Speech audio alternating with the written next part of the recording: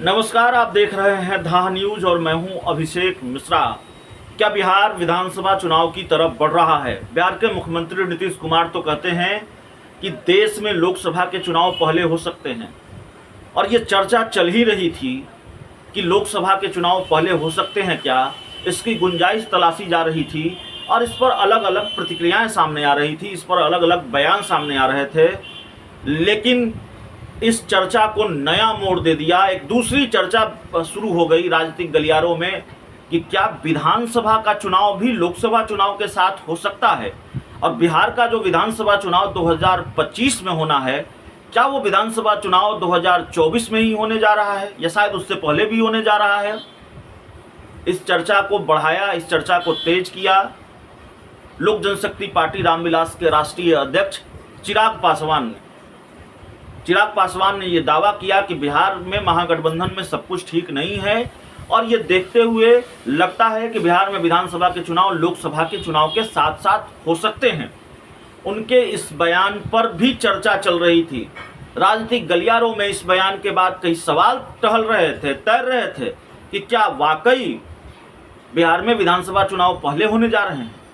लेकिन देश के गृह मंत्री अमित शाह कल झंझारपुर आते हैं, बिहार आते हैं और अपने संबोधन में वहाँ लोगों को संबोधित करते हुए वो कुछ ऐसा कह जाते हैं जिससे अटकलों का बाजार और गर्म हो जाता है। ये चर्चा और तेज हो जाती है कि क्या वाकई बिहार में विधानसभा के चुनाव होने जा रहे हैं। देश के गृह मंत्री अगर ये दावा करें और सार्वजनिक मंच से ये दावा करें, सार्वजनिक रूप से ये दावा करें किसी राजनीतिक मंच से कि देश में नहीं, माफ कीजिएगा, बिहार में विधानसभा के चुनाव होने जा रहे हैं, तो जाहिर तौर पर क्या इसको एक हल्का बयान माना जाना चाहिए या इसको सिर्फ एक राजनीतिक बयान माना जाना चाहिए, या वाकई बिहार उस तरफ बढ़ रहा है जिसका दावा चिराग पासवान कर रहे हैं और खासकर देश के गृह मंत्री अमित शाह कर रहे हैं।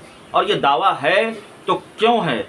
क्या किसी खेल के संकेत, किसी बड़े सियासी खेल के संकेत देकर चले गए देश के गृह मंत्री अमित शाह? बिहार में कोई बड़ा सियासी खेला होने वाला है, ये भी अपने आप में बड़ा सवाल है।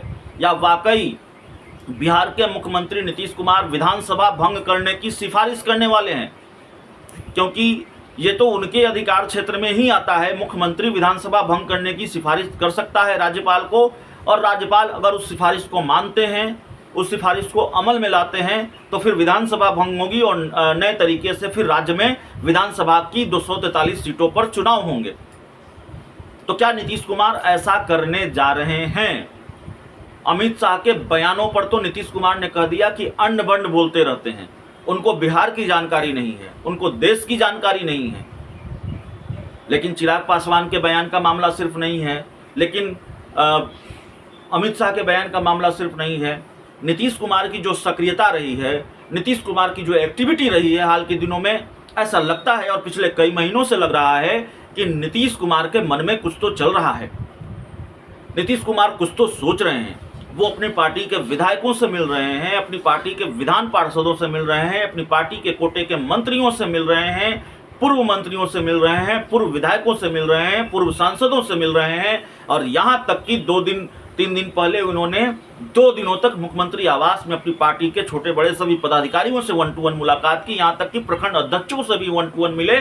सवाल है, चल क्या रहा है?